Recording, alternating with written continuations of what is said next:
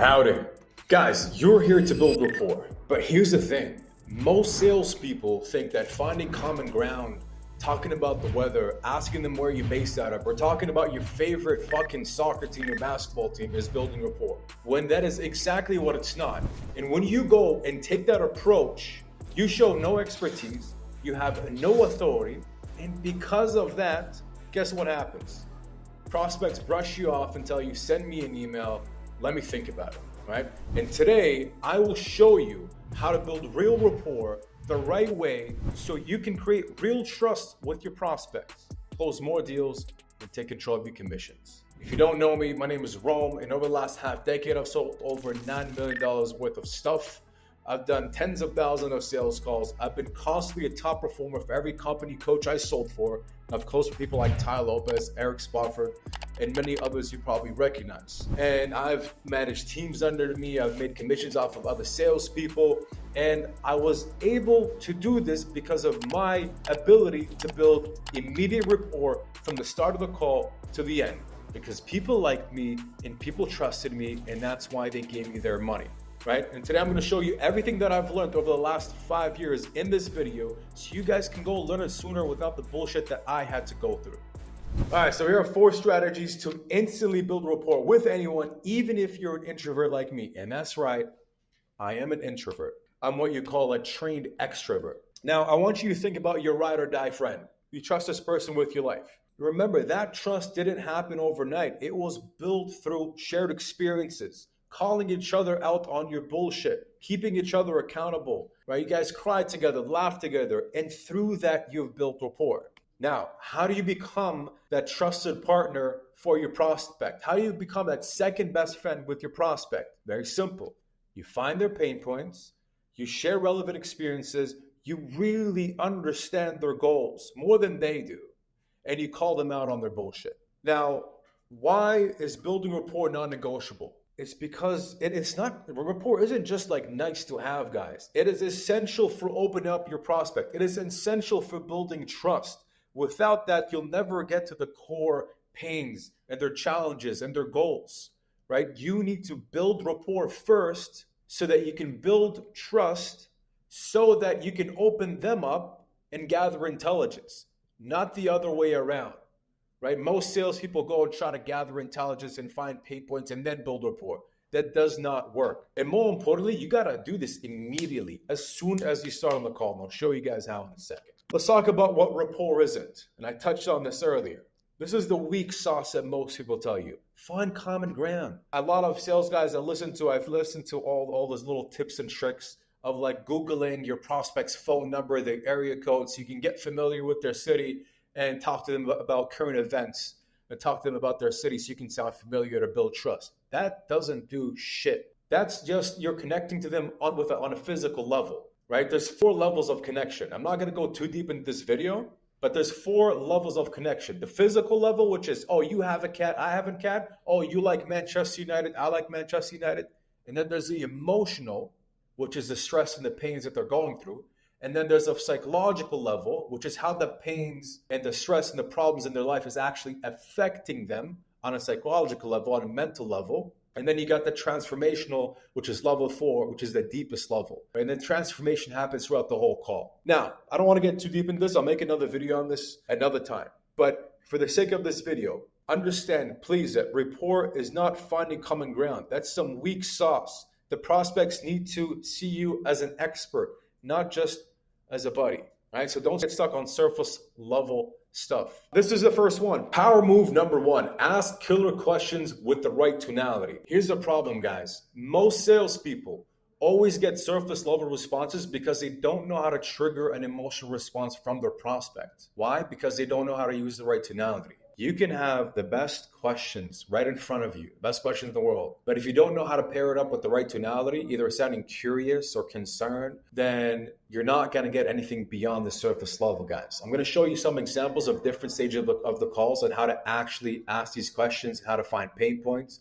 how to find the true desired goals, and how to uncover the real challenges. The first one is the discovery stage. And here you want to keep it curious, keep a casual tone. I'd like to start off my calls very broad. I want to see what's on top of their mind. So what I usually say is this: hey John, so give me a rundown.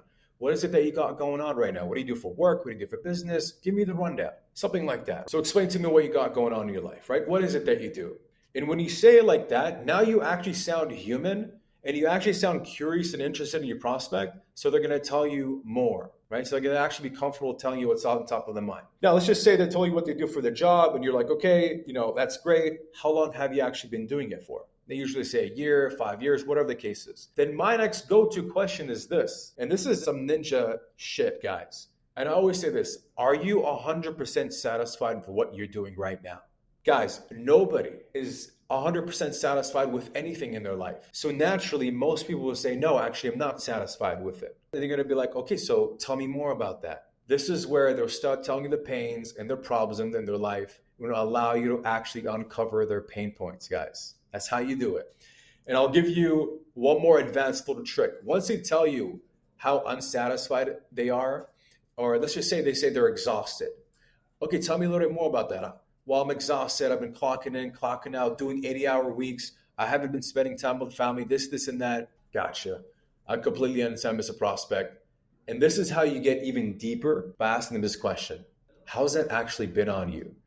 Because what you're doing right now is you're trying to understand how those pains in their life are actually affecting them on a psychological level, right? How's it been affecting their relationships? How's it been affecting them with themselves? That's how you really get deep.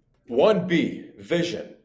Okay, so this is when you're at your stage of the call when you're understanding their goals. Now, I know most of you watching this probably have their own sales process, but I just want to show you what's been working for me and how I understand my prospect's vision.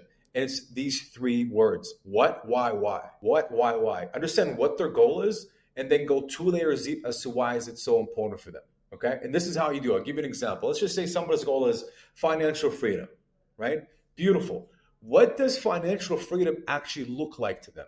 And you can say something like this, hey, Mr. Prospect, that's amazing, financial freedom. Everybody says they want financial freedom. What does financial freedom actually mean to you? And this is when they start giving you a juicy response if you build enough rapport and tell you, well, it means being able to spend my time with my family, more time with family. Beautiful. Now we go into the first why. How come? Why? Why do you want to spend more time with your family? And this is where they will tell you, well, the reason why I want to spend more time with my family is because for the last how many years, I've been just working my job. I haven't been giving them attention and I've been seeing my kids grow in front of me and I haven't been spending the quality time that I wish I could. Gotcha. Okay. And this is the last question. And why is that so important to you, Mr. Prospect, to spend more time with your kids and spend that quality time with them? And I know what some of you guys might be thinking. Why would anybody not want to spend time with their family? Why should I ask somebody, why is it so important for you to spend time with family? Well, if it was so important to them, then why aren't they doing it already, right? So, and sometimes the prospect doesn't even know themselves. So that's why we want to ask them, why is it so important to you to do this right now? And this, if you do this correctly with the right tonality and you build enough trust, and guess what? This is where they're going to get real and deep with you. And you'll know you've done it right when they start actually changing their tonality. Right? So what, why? I know I have another example on this page for you guys. This is just another example here you guys can take. I think you get the gist. All right, 1C, uncover the real challenge. So once you understand where they are and understand their pains, and then you understand their goals and why is it so important for them, now you need to uncover what's been holding them back from getting them from point A to point B. And this is the way that you do this, guys. First, we want to identify a timeline, understand how long has it been since they've been thinking about making a change. And the second thing is identifying what's been holding them back. And number 3, which I didn't put on here, is calling them out on their bullshit and addressing it, okay? So number 1, a question you would ask is, so Mr. Prospect, how long have you been thinking about making a change? Let's just say they've been thinking about it for 2 years. Okay. So it seems like it's been some time. What I'm not understanding here, Mr. Prospect, is like, well, what's been holding you back from making a change? And notice, guys, the tonality. I actually sound concerned. I sound like I care. I'm not just asking for the sake of asking the question. And when you do that, what happens? You're triggering an emotional response. And the prospect is more likely to tell you what is actually going on. Now, let's just say they give you a typical, I just didn't have the time. Now, you and I both know that's bullshit, right? but we're not going to tell them it's bullshit. At least not like this. So what you would say is, okay, what do you mean by you didn't have the time? And they'd say, well, just life, work and family and this. Gotcha. Okay. And what happens if you continue on not making any time? Well, nothing's going to change. And are you okay with that? No. Hey, Mr. Prospect, are you actually serious, or are you more curious about your goals? How important are your goals for you? How important is this for you to take action on, Mr. Prospect? Right, that is important.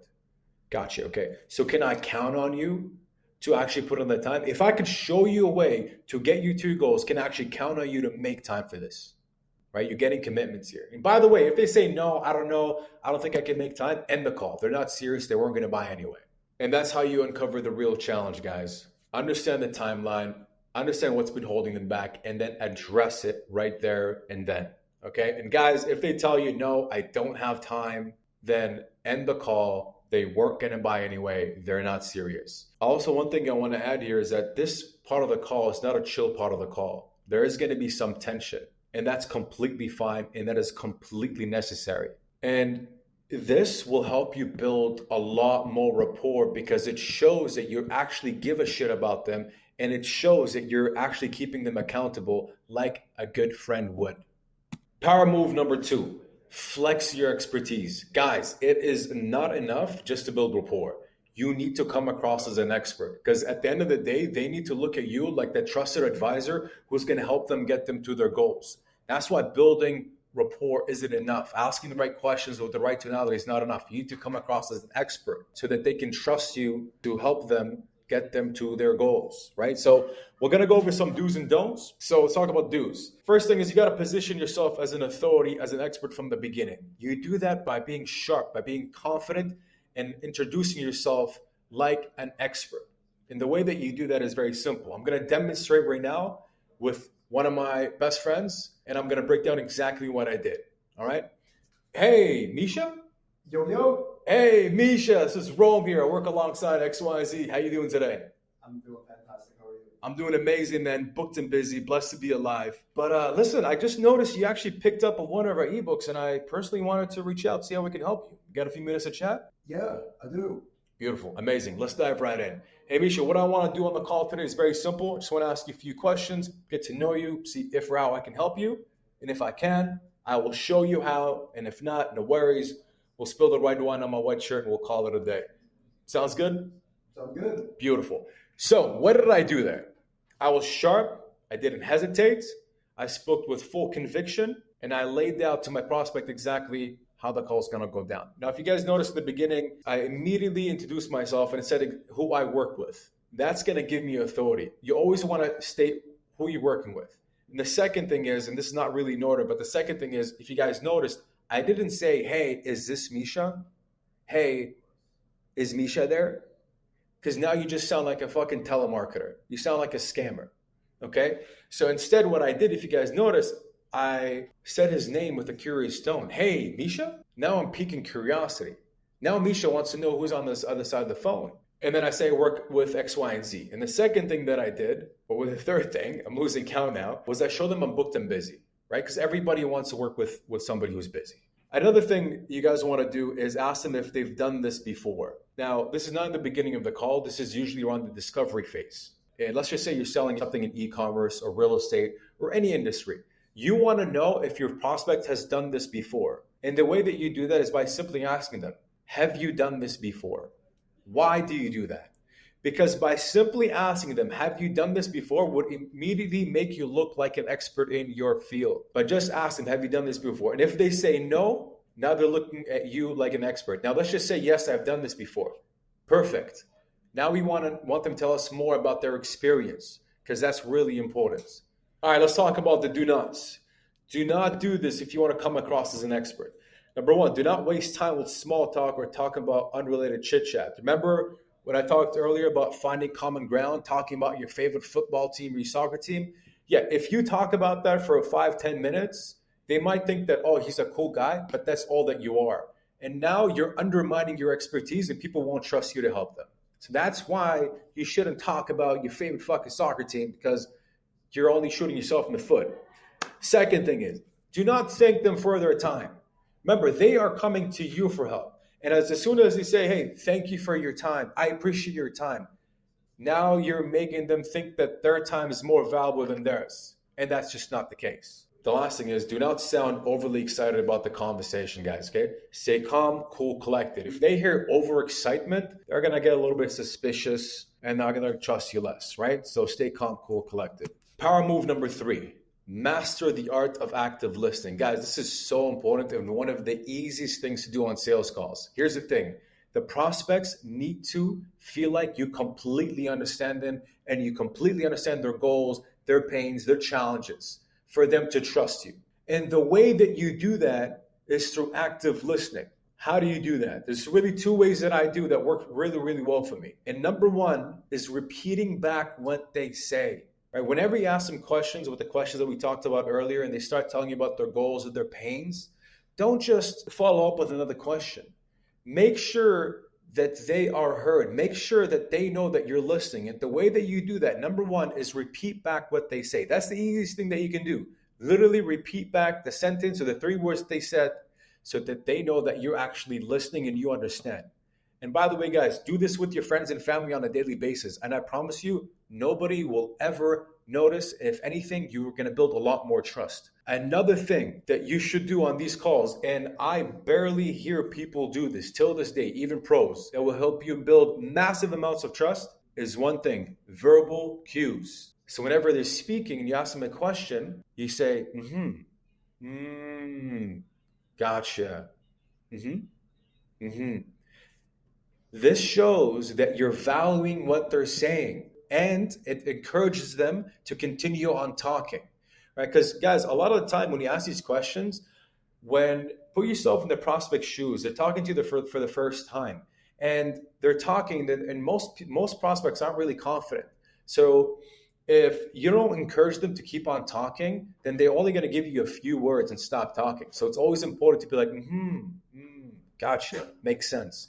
To encourage them to keep on talking, to give you what you are looking for. Number 4, be vulnerable first. Guys, this is one of my secret weapons that I use on prospects who I have a hard time having them open up, right? So I'll give you guys an example. Let's just say you're on a sales call and you're trying to find out your prospect's goals.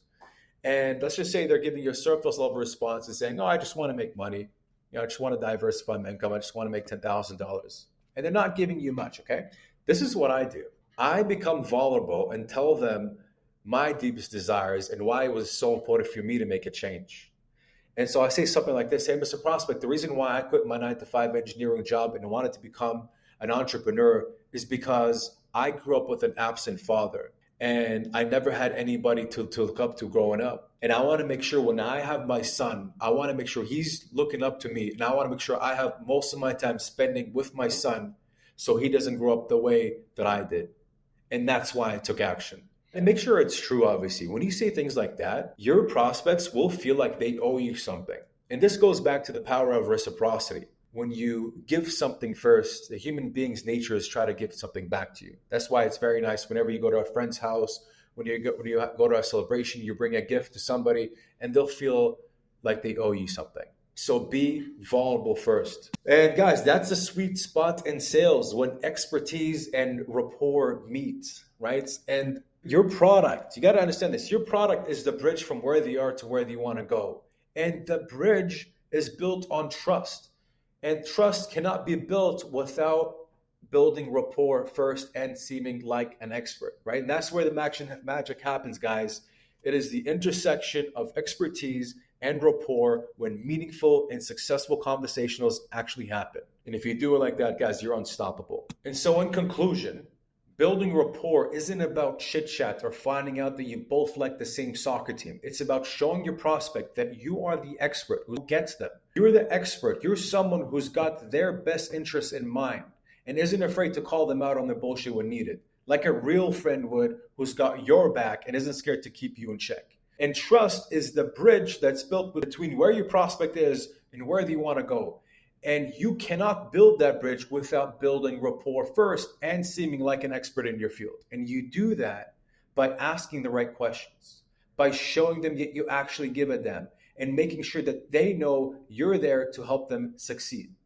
All right, guys. So now you've got the tools, go out there and make it happen. But I will say this, building rapport is a great first step to get into sales. It's very important to build trust, because the only reason why people won't give you their money and won't work with you is because they don't trust you. But there's way more to the game than just building rapport. Building rapport is just the first step. But you have to understand how to have a solid framework in place, a solid sales process that's predictable and can give you results predictably and consistently. And you need to understand how to handle objections. You need all these things, guys.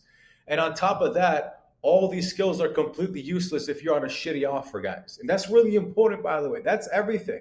You can be the best salesperson in the world, but if you're on a shitty offer, you ain't gonna make any money. With that being said, I actually filmed a 48-minute video on how we took a burnt gym sales rep who was making like $4,000 a month. We trained them on all the high-level sales in the training, on our 10-step framework, objection handling, buyer psychology, all this stuff. And I show you guys how we got him a highly lucrative offer and got him to $17,000 a month in 90 days. It's an amazing story. Go check it out and let me know what you think. I'll see you in the next video. Ciao.